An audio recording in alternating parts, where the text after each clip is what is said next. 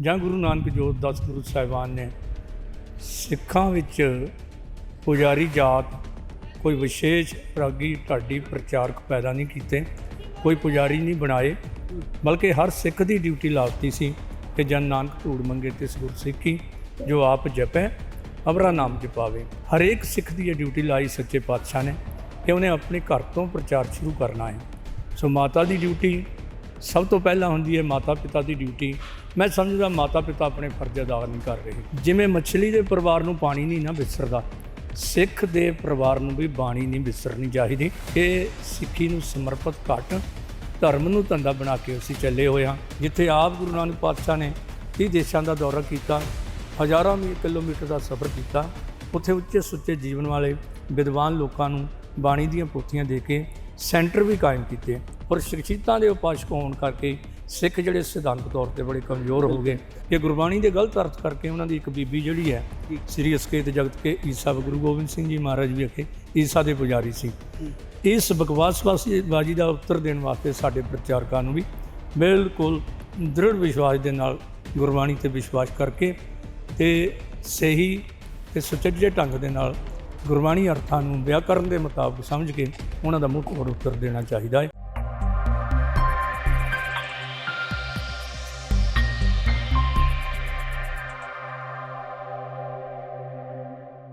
TV 84 India ਦੇ ਨਾਲ ਜੁੜੇ ਹੋ। ਮੈਂ ਰਜਿੰਦਰ ਸਿੰਘ ਸਭਰਾ। ਪੰਜਾਬ ਦੇ ਇਤਿਹਾਸ ਨੂੰ ਔਰ ਪੰਜਾਬ ਦੇ ਜ਼ਮੀਨੀ ਪੱਧਰ ਨੂੰ ਦੇਖ ਕੇ ਪ੍ਰੋਫੈਸਰ ਪੂਰਨ ਸਿੰਘ ਚੰਦ ਸਤਰਾਂ ਲਿਖਦੇ ਨੇ। ਉਹ ਕਹਿੰਦੇ ਨੇ ਪੰਜਾਬ ਜਿਉਂਦਾ ਗੁਰਾਂ ਦੇ ਨਾਮ ਤੇ, ਪਰ ਗੁਰਾਂ ਦੇ ਨਾਮ ਦੇ ਉੱਪਰ ਵਸਣ ਵਾਲੇ ਪੰਜਾਬ ਦੇ ਵਿੱਚ ਲਗਾਤਾਰ ਧਰਮ ਪਰਿਵਰਤਨ ਦੀਆਂ ਘਟਨਾਵਾਂ ਵਾਪਰਦੀਆਂ ਨੇ। ਕਿਤੇ ਨਾ ਕਿਤੇ ਜਿਹੜੇ ਲੋਕ ਉਸ ਧਰਮ ਦੇ ਉੱਪਰ ਆਸਥਾ ਰੱਖਣ ਵਾਲੇ ਨੇ ਤਾਂ ਉਹਨਾਂ ਦੇ ਮਨ ਨੂੰ ਜਦੋਂ ਸੋਸ਼ਲ ਮੀਡੀਆ ਦੇ ਉੱਪਰ ਵੀਡੀਓ ਦੇਖਦੇ ਨੇ ਤਾਂ ਬਹੁਤ ਵੱਡੀ ਠੇਸ ਪੁੱਜਦੀ ਹੈ। ਇਸੇ ਵਿਸ਼ੇ ਦੇ ਉੱਪਰ ਗੱਲਬਾਤ ਕਰਾਂਗੇ। ਸਾਡੇ ਨਾਲ ਇਹ ਸਿੱਖ ਕੌਮ ਦੇ ਮਹਾਨ ਵਿਦਵਾਨ ਕਹਿ ਸਕਦੇ ਹਾਂ ਸਰਦਾਰ ਸੁਰਿੰਦਰ ਸਿੰਘ ਜੀ, ਪ੍ਰਿੰਸੀਪਲ ਸਾਹਿਬ ਸਿੱਖ ਮਿਸ਼ਨਰੀ ਕਾਲਜ ਸ੍ਰੀ ਅਨੰਦਪੁਰ ਸਾਹਿਬ ਤੋਂ ਸਾਡੇ ਨਾਲ ਮੌਜੂਦ ਨੇ। ਉਹਨਾਂ ਦੇ ਨਾਲ ਗੱਲਬਾਤ ਕਰ ਲੈਂਦੇ। ਭਾਈ ਸਾਹਿਬ ਜੀ, ਸਭ ਤੋਂ ਪਹਿਲਾਂ ਸਵਾਗਤ ਹੈ ਜੀ। ਵਾਹਿਗੁਰੂ ਜੀ ਕਾ ਖਾਲਸਾ, ਵਾਹਿਗੁਰੂ ਜੀ ਕੀ ਫਤਿਹ। ਆਪ ਜੀ ਦੇ TV ਚੈਨਲ ਦਾ ਆਪ ਸਮੂਹ ਵੀਰਾਂ ਦਾ ਤਹਿ ਦਿਲੋਂ ਧੰਨਵਾਦ ਕਰਦਾ ਹਾਂ ਜੋ ਸਿੱਖ ਕੌਮ ਦੀ ਚੜ੍ਹਦੀ ਕਲਾ ਲਈ ਧਰਮ ਪ੍ਰਚਾਰ ਹਰ ਪੱਖੋਂ ਯਤਨ ਕਰਨ ਦੇ ਲਈ ਯਤਨਸ਼ੀਲ ਹਨ। ਅਰਦਾਸ ਹੈ ਮੇਰੀ ਤੁਹਾਨੂੰ ਸੱਚੇ ਪਾਤਸ਼ਾਹ ਚੜ੍ਹਦੀ ਕਲਾ ਬਖਸ਼ੇ। ਭਾਈ ਸਾਹਿਬ ਜੀ, ਸਭ ਤੋਂ ਪਹਿਲਾਂ ਜਿਵੇਂ ਮੁੱਢਲਾ ਰੂਪ ਦੇ ਵਿੱਚ ਗੱਲ ਕਰੀਏ ਤਾਂ ਪੰਜਾਬ ਦੇ ਅੰਦਰ ਇਸ ਤਰ੍ਹਾਂ ਦੀਆਂ ਸੋਸ਼ਲ ਮੀਡੀਆ ਦੇ ਉੱਪਰ ਵੀਡੀਓ ਵਾਇਰਲ ਹੁੰਦੀਆਂ ਨੇ ਜਿਨ੍ਹਾਂ ਦੇ ਵਿੱਚ ਕਿਤੇ ਨਾ ਕਿਤੇ ਜਿਹੜੇ ਲੋਕ ਕਿਸੇ ਖਾਸ ਫਿਰਕੇ ਦੇ ਨਾਲ, ਖਾਸ ਧਰਮ ਦੇ ਨਾਲ ਜੁੜੇ ਹੋਏ ਲੋਕ ਨੇ ਤਾਂ ਉਹ ਦੂਜੇ ਧਰਮ ਦੇ ਵਿੱਚ ਪਰਿਵਰਤਨ ਕਰਦੇ ਨੇ, ਦੂਜੇ ਧਰਮ ਦੇ ਵਿੱਚ ਤਬਦੀਲ ਹੋ ਕੇ ਈਸਾਈਅਤ ਦਾ ਰੂਪ ਧਾਰਦੇ ਨੇ। ਤਾਂ ਸਭ ਤੋਂ ਪਹਿਲਾਂ ਮੁੱਢਲੇ ਰੂਪ ਦੇ ਵਿੱਚ ਦੱਸੋ ਕਿ ਇਹ ਘਟਨਾ ਵਾਪਰਨ ਦਾ ਕਾਰਨ ਕੀ ਮੰਨਦੇ ਹੋ? ਘਟਨਾ ਵਾਪਰਨ ਦਾ ਕਾਰਨ ਮੈਂ ਸਮਝਦਾ ਹਾਂ ਕਿ ਗੁਰੂ ਨਾਨਕ ਪਾਤਸ਼ਾਹ ਨੇ ਜਾਂ ਗੁਰੂ ਨਾਨਕ ਜੋ 10 ਗੁਰੂ ਸਾਹਿਬਾਨ ਨੇ ਸਿੱਖਾਂ ਵਿੱਚ ਪੁਜਾਰੀ ਜਾਤ ਕੋਈ ਵਿਸ਼ੇਸ਼ ਰਾਗੀ ਢਾਡੀ ਪ੍ਰਚਾਰਕ ਪੈਦਾ ਨਹੀਂ ਕੀਤੇ, ਕੋਈ ਪੁਜਾਰੀ ਨਹੀਂ ਬਣਾਏ, ਬਲਕਿ ਹਰ ਸਿੱਖ ਦੀ ਡਿਊਟੀ ਲਾਤੀ ਸੀ ਕਿ ਜਨ ਨਾਨਕ ਧੂੜ ਮੰਗੇ ਤਿਸ ਗੁਰ ਸਿੱਖੀ, ਜੋ ਆਪ ਜਪੈ ਅਵਰਾ ਨਾਮ ਜਪਾਵੇ। ਹਰ ਸਿੱਖ ਨੇ, ਉਹ ਗਰੀਬ ਹੈ, ਅਮੀਰ ਹੈ, ਵੱਡਾ ਹੈ, ਛੋਟਾ ਹੈ, ਪੜ੍ਹਿਆ ਅਨਪੜ੍ਹਿਆ, ਹਰੇਕ ਸਿੱਖ ਦੀ ਇਹ ਡਿਊਟੀ ਲਾਈ ਸੱਚੇ ਪਾਤਸ਼ਾਹ ਨੇ ਕਿ ਉਹਨੇ ਆਪਣੇ ਘਰ ਤੋਂ ਪ੍ਰਚਾਰ ਸ਼ੁਰੂ ਕਰਨਾ ਹੈ। ਸੋ ਮਾਤਾ ਦੀ ਡਿਊਟੀ ਸਭ ਤੋਂ ਪਹਿਲਾਂ ਹੁੰਦੀ ਹੈ, ਮਾਤਾ ਪਿਤਾ ਦੀ ਡਿਊਟੀ। ਮੈਂ ਸਮਝਦਾ ਮਾਤਾ ਪਿਤਾ ਆਪਣੇ ਫਰਜ਼ ਅਦਾ ਨਹੀਂ ਕਰ ਰਹੇ। ਅੱਗੇ ਕੋਈ ਯੂਨੀਵਰਸਿਟੀਆਂ ਨਹੀਂ ਹੁੰਦੀਆਂ ਸੀ, ਕੋਈ ਕਾਲਜ ਨਹੀਂ ਹੁੰਦੇ ਸੀ, ਘਰ ਦੇ ਵਿੱਚੋਂ ਸਿੱਖੀ ਪ੍ਰਾਪਤ ਹੋ ਜਾਂਦੀ ਸੀ ਅਤੇ ਘਰ ਦੇ ਵਿੱਚੋਂ ਹੀ ਚੰਗੇ ਚੰਗੇ ਸਿੱਖ ਜਿਹੜੇ ਉਹ ਸਿੱਖ ਇਤਿਹਾਸ ਦੇ ਵਿੱਚ ਸਾਨੂੰ ਦਰਸ਼ਨ ਹੁੰਦੇ ਨੇ ਜਿਹੜੇ ਆਪ ਗੁਰੂ ਸਾਹਿਬ ਨਾਲ ਜੁੜੇ ਅਤੇ ਅੱਗੇ ਸੰਤਾਨ ਆਪਣੇ ਆਪ ਪੀੜ੍ਹੀ ਦਰ ਪੀੜ੍ਹੀ ਮੱਛਲੀ ਦੇ ਪਰਿਵਾਰ ਵਾਂਗ ਜੀਵਨ ਮਰਨਾ ਵਿਸਰੇ ਪਾਣੀ, ਗੁਰਮੁਖ ਵੰਸੀ ਪਰਮਹੰਸ ਗੁਰਮੁਖ ਸਹਿਜ ਸਰੋਵਰ ਜਾਣੀ, ਜੀਵਨ ਮਰਨਾ ਵਿਸਰੇ ਪਾਣੀ। ਜਿਵੇਂ ਮੱਛੀ ਦੇ ਕੋੜਵੇਂ ਨੂੰ ਸਾਰੀ ਜ਼ਿੰਦਗੀ ਦਾਦਿਆਂ ਪੜਦਾਦਿਆਂ ਨਗੜ ਦਾਦਿਆਂ ਤੋਂ ਲੈ ਕੇ ਪੋਤਿਆਂ ਪੜਪੋਤਿਆਂ ਤੱਕ ਪੜਦੋਤਿਆਂ ਤੱਕ ਜਿਵੇਂ ਮੱਛਲੀ ਦੇ ਪਰਿਵਾਰ ਨੂੰ ਪਾਣੀ ਨਹੀਂ ਨਾ ਵਿਸਰਦਾ, ਸਿੱਖ ਦੇ ਪਰਿਵਾਰ ਨੂੰ ਵੀ ਬਾਣੀ ਨਹੀਂ ਵਿਸਰਨੀ ਚਾਹੀਦੀ। ਅਤੇ ਜਦੋਂ ਤੱਕ ਸਿੱਖ ਬਾਣੀ ਨਾਲ ਜੁੜਿਆ ਹੋਇਆ ਹੈ ਉਦੋਂ ਤੱਕ ਦੁਨੀਆ ਦੀ ਕੋਈ ਤਾਕਤ ਉਹਨਾਂ ਦਾ ਧਰਮ ਤਬਦੀਲ ਨਹੀਂ ਕਰ ਸਕਦੀ। ਹੁਣ ਸਾਡੀ ਬਦਕਿਸਮਤੀ ਇਹ ਹੈ ਕਿ ਪਹਿਲਾਂ ਮਾਤਾ ਪਿਤਾ ਨੇ ਆਪਣੇ ਫਰਜ਼ ਜਿਹੜੇ ਅਦਾ ਕਰਨੇ ਸੀ, ਮਾਤਾ ਪਿਤਾ ਆਪ ਅਵਿਸਲੇ ਹੋ ਗਏ, ਸਿੱਖੀ ਸਿਧਾਂਤਾਂ ਤੋਂ, ਸਿੱਖ ਫਲਸਫੇ ਤੋਂ, ਸਿੱਖ ਗੁਰਬਾਣੀ ਤੋਂ ਅਣਜਾਣ ਹੋ ਗਏ, ਜਿਹਦੇ ਕਰਕੇ ਬੱਚੇ ਜਿਹੜੇ ਹੈ ਉਹ ਮਾਂ ਦੀ ਗੋਦੀ ਬੱਚੇ ਦਾ ਪਹਿਲਾ ਸਕੂਲ ਹੁੰਦਾ ਹੈ ਅਤੇ ਉਸ ਪਹਿਲੇ ਸਕੂਲ ਵਿੱਚੋਂ ਹੀ ਮਾਤਾ ਪਿਤਾ ਦੀ ਜੋ ਹੈ ਘਾਟ ਕਰਕੇ, ਸਿੱਖੀ ਤੋਂ ਦੂਰੀ ਹੋਣ ਕਰਕੇ ਅੱਗੇ ਬੱਚੇ ਵੀ ਸਿੱਖੀ ਤੋਂ ਦੂਰ ਜਾ ਰਹੇ ਨੇ। ਦੂਜੇ ਨੰਬਰ ਤੇ ਸਕੂਲ ਕਾਲਜ ਹੁੰਦੇ ਸਨ ਤੇ ਸਕੂਲ ਕਾਲਜਾਂ ਵਿੱਚ ਵੀ ਸਾਨੂੰ ਸਿੱਖੀ ਦਾ ਉਹ ਜਾਹੋ ਜਲਾਲ ਜਿਹੜਾ ਪਹਿਲ ਸਿੰਘ ਸਭਾ ਲਹਿਰ ਵੇਲੇ ਸ਼ੁਰੂ ਹੋਇਆ ਸੀ ਉਹ ਨਹੀਂ ਮਿਲ ਰਿਹਾ। ਔਰ ਤੀਜੇ ਨੰਬਰ ਤੇ ਸਾਡੇ ਧਾਰਮਿਕ ਅਦਾਰੇ ਜੋ ਗੁਰਦੁਆਰਿਆਂ ਦੇ ਰੂਪ ਵਿੱਚ ਧਰਮਸ਼ਾਲਾ ਦੇ ਰੂਪ ਵਿੱਚ ਉਦੋਂ ਹੁੰਦੇ ਸੀ, ਸਤਸੰਗਤ ਕਿਹਾ ਜਾਂਦਾ ਸੀ, ਉਹਦੇ ਨਾਲੋਂ ਵੀ ਸਿੱਖ ਸਮਾਜ ਟੁੱਟ ਚੁੱਕਾ ਹੈ ਤੇ ਉੱਥੇ ਵੀ ਜੇ ਸਿੱਖੀ ਦਾ ਬੋਲਬਾਲਾ ਹੈ ਤਾਂ ਉਹ ਘੱਟ ਰਹਿ ਗਈ ਹੈ ਕੇਵਲ ਤੇ ਕੇਵਲ ਇਸ ਗੱਲ ਦੀ ਕਿ ਸਿੱਖੀ ਨੂੰ ਸਮਰਪਿਤ ਘੱਟ, ਧਰਮ ਨੂੰ ਧੰਦਾ ਬਣਾ ਕੇ ਅਸੀਂ ਚੱਲੇ ਹੋਏ ਹਾਂ। ਕਿਸੇ ਵੀ ਰੂਪ ਵਿੱਚ ਭਾਵੇਂ ਅਸੀਂ ਕਹਿ ਲਈਏ ਪਰ ਇਹ ਸੱਚ ਪ੍ਰਵਾਨ ਕਰਨਾ ਪਏਗਾ। ਇਹੀ ਸਭ ਤੋਂ ਵੱਡੀ ਤਰਾਸਦੀ ਹੈ ਕਿ ਸਾਡੀ ਆਉਣ ਵਾਲੀ ਪਨੀਰੀ ਜਿਹੜੀ ਹੈ ਉਹ ਸਾਡੇ ਗੁਰਧਾਮਾਂ ਤੋਂ ਵੀ ਦੂਰ ਹੋ ਰਹੀ ਹੈ, ਗੁਰ ਇਤਿਹਾਸ ਤੋਂ, ਗੁਰਬਾਣੀ ਸਿਧਾਂਤਾਂ ਤੋਂ, ਰਹਿਤ ਮਰਜ਼ਾਦਾ ਤੋਂ ਉਹ ਅਣਜਾਣ ਚਲੀ ਜਾ ਰਹੀ ਹੈ।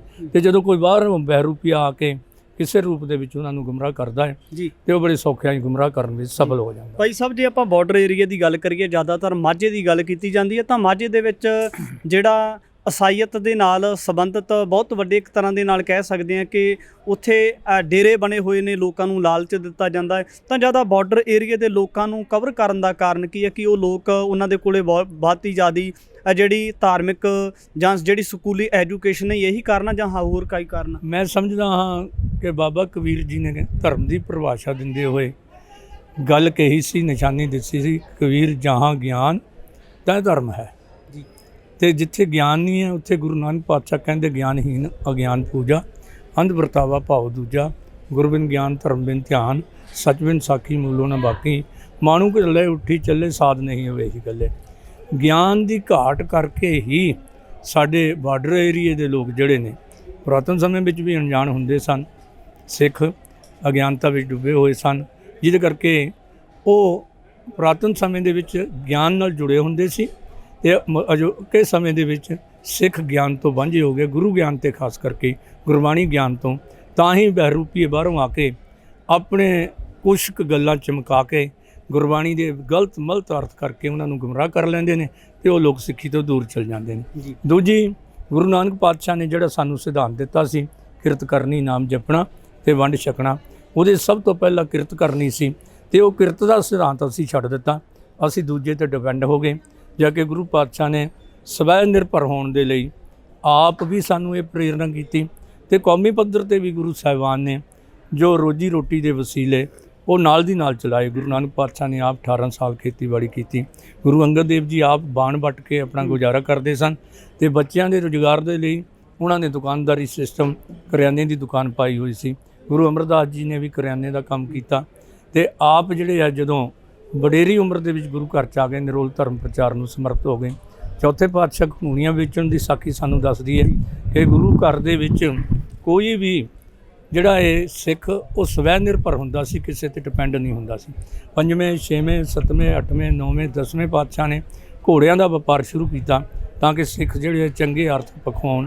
ਚੌਥੇ ਪਾਤਸ਼ਾਹ ਨੇ ਸ਼ਹਿਰ ਵਸਾਇਆ, 52 ਕਿਸਮ ਦੇ ਲੋਕ ਸ੍ਰੀ ਅੰਮ੍ਰਿਤਸਰ ਦੇ ਵਿੱਚ, 52 ਕਿੱਤਿਆਂ ਦੇ ਲੋਕ ਉੱਥੇ, ਤਾਂ ਕਿ ਰੋਜੀ ਰੋਟੀ ਦੇ ਪੱਖੋਂ, ਕਿਉਂਕਿ ਢਿੱਡ ਵਿੱਚ ਨਹੀਂ ਰੋਟੀਆਂ, ਸਭੇ ਗੱਲਾਂ ਖੋਟੀਆਂ। ਅੱਜ ਸਾਨੂੰ ਉਸ ਕਿਰਤ ਦੇ ਸਿਧਾਂਤ ਨਾਲੋਂ ਤੋੜ ਦਿੱਤਾ ਗਿਆ ਔਰ ਜਿਹਦੇ ਕਰਕੇ ਸਾਡੇ ਸਿੱਖ ਭਾਈ ਜਿਹੜੇ ਆ ਉਹ ਕਿਰਤ ਛੱਡ ਕੇ ਉਹ ਦੂਜੇ ਪਾਸੇ ਵੱਲ ਚੱਲ ਗਏ। ਪੰਜਾਬੀਆਂ ਦਾ ਸੁਭਾਅ ਹੀ ਬਣ ਗਿਆ ਵੀ ਕਿਰਤ ਨਹੀਂ ਕਰਨੀ, ਮੰਗ ਛੁੰਗ ਕੇ ਗੁਜ਼ਾਰਾ ਭਾਵੇਂ ਕਰਨਾ ਪੈ ਜਾਵੇ।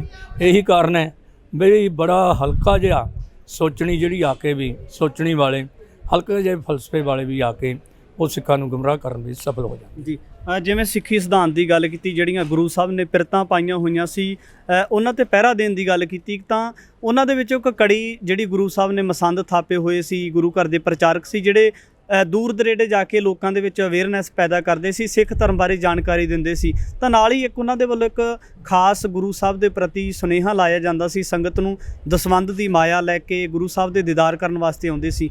ਤਾਂ ਕਿਤੇ ਨਾ ਕਿਤੇ ਇੱਕ ਉਹਨਾਂ ਸਿੱਖਾਂ ਦੀ ਗੱਲ ਕਰ ਲੈਂਦੇ ਆ ਜਿਹੜੇ ਸੰਗਤ ਨੂੰ ਸੁਨੇਹਾ ਦਿੰਦੇ ਸੀ ਔਰ ਸੰਗਤ ਚਾਹੇ ਉਹ ਕੋਈ ਗਰੀਬ ਸਿੱਖ ਸੀ ਤਾਂ ਗੁਰੂ ਸਾਹਿਬ ਜੀ ਦੇ ਦਰਸ਼ਨ ਕਰਨ ਵਾਸਤੇ ਗੁਰੂ ਘਰ ਦੇ ਵਿੱਚ ਆਉਂਦੇ ਸੀ ਆਸਥਾ ਲੈ ਕੇ। ਤਾਂ ਅੱਜ ਮੌਜੂਦਾ ਸਮੇਂ ਦੇ ਵਿੱਚ ਸ਼੍ਰੋਮਣੀ ਗੁਰਦੁਆਰਾ ਪ੍ਰਬੰਧਕ ਕਮੇਟੀ ਦੇ ਜਿਹੜੀਆਂ ਕੰਧਿਆਂ ਦੇ ਉੱਪਰ ਬਹੁਤ ਵੱਡੀਆਂ ਜ਼ਿੰਮੇਵਾਰੀਆਂ ਨੇ, ਤਾਂ ਕਿਤੇ ਨਾ ਕਿਤੇ ਇਹ ਮਹਿਸੂਸ ਹੁੰਦਾ ਕਿ ਸ਼੍ਰੋਮਣੀ ਗੁਰਦੁਆਰਾ ਪ੍ਰਬੰਧਕ ਕਮੇਟੀ ਦੇ ਇਸ ਕਾਰਜ ਵਿੱਚ ਸਫਲ ਨਹੀਂ ਹੋ ਸਕੀ। ਮੈਂ ਸਮਝਦਾ ਕਿ ਸ਼੍ਰੋਮਣੀ ਗੁਰਦੁਆਰਾ ਪ੍ਰਬੰਧਕ ਕਮੇਟੀ ਇਸ ਵੇਲੇ ਸਿਰਤੋੜ ਯਤਨ ਕਰ ਰਹੀ ਹੈ। ਆਦਿ ਕਾਲ ਤੋਂ ਹੀ ਸ਼੍ਰੋਮਣੀ ਗੁਰਦੁਆਰਾ ਪ੍ਰਬੰਧਕ ਕਮੇਟੀ ਨੇ ਐਸੇ ਯਤਨ ਕੀਤੇ ਅੱਜ ਵੀ ਨਿਰੰਤਰ ਜਾਰੀ ਨੇ ਬੱਚਿਆਂ ਨੂੰ ਆਪਣੇ ਮਹਾਨ ਵਿਰਸੇ ਦੇ ਲਈ ਜੋੜਨ ਦੇ ਲਈ।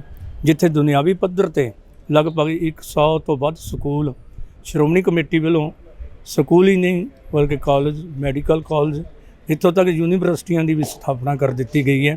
ਉਹਦੇ ਪਿੱਛੇ ਇੱਕੋ ਹੀ ਮਕਸਦ ਹੈ ਕਿ ਸਾਡੀ ਆਉਣ ਵਾਲੀ ਪਨੀਰੀ ਜਿਹੜੀ ਹੈ ਉਹ ਸਿੱਖ ਇਤਿਹਾਸ, ਗੁਰਬਾਣੀ ਸਿਧਾਂਤਾਂ ਤੋਂ ਜਾਣੂ ਹੋ ਸਕੇ। ਲਗਭਗ 1 ਲੱਖ ਬੱਚਾ ਇਸ ਵੇਲੇ ਸਕੂਲਾਂ ਦੇ ਵਿੱਚ ਪੜ੍ਹਦਾ ਹੈ ਤੇ ਸ਼੍ਰੋਮਣੀ ਕਮੇਟੀ ਬਾਖੂਬੀ ਆਪਣੀ ਡਿਊਟੀ ਨਿਭਾ ਰਹੀ ਹੈ। ਘਾਟ ਸਾਡੀ ਥੋੜ੍ਹੀ ਇੱਕ ਜਿਹੜੀ ਆਉਂਦੀ ਹੈ ਕਿ ਦੂਜੇ ਧਰਮਾਂ ਦੇ ਸਕੂਲਾਂ ਦੇ, ਕਾਲਜਾਂ ਦੇ ਟੀਚਰ, ਹਸਪਤਾਲਾਂ ਦੇ ਡਾਕਟਰ ਜਾਂ ਕਿਸੇ ਵੀ ਕਿਸਮ ਦੀ ਨੌਕਰੀ ਕਰਨ ਵਾਲੇ ਪਹਿਲਾਂ ਮਿਸ਼ਨਰੀ ਹਨ ਤੇ ਬਾਅਦ ਵਿੱਚ ਉਹ ਡਾਕਟਰ ਨੇ, ਬਾਅਦ ਵਿੱਚ ਉਹ ਪ੍ਰੋਫੈਸਰ ਨੇ, ਬਾਅਦ ਵਿੱਚ ਉਹ ਮਾਸਟਰ ਨੇ। ਤੇ ਸਾਡੀ ਇਹ ਬਦਕਿਸਮਤੀ ਹੈ, ਅਸੀਂ ਜਿਹੜਾ ਉਹ ਲੋਕ 14 ਸਾਲ ਦਾ ਸਮਾਂ ਲਾ ਕੇ ਇੱਕ ਪ੍ਰਚਾਰਕ ਤਿਆਰ ਕਰਦੇ ਨੇ, ਅਸੀਂ ਉਹਦੇ ਵਿੱਚ ਕੁਛ ਅਵੇਸਲੇ ਹੋ ਗਏ। ਉਹ ਅਸੀਂ ਕੇਵਲ 3 ਸਾਲ ਦਾ ਹੀ ਸ਼ਹੀਦ ਸਿੱਖ ਮਿਸ਼ਨਰੀ ਕਾਲਜ ਵਿੱਚ ਰੱਖਿਆ।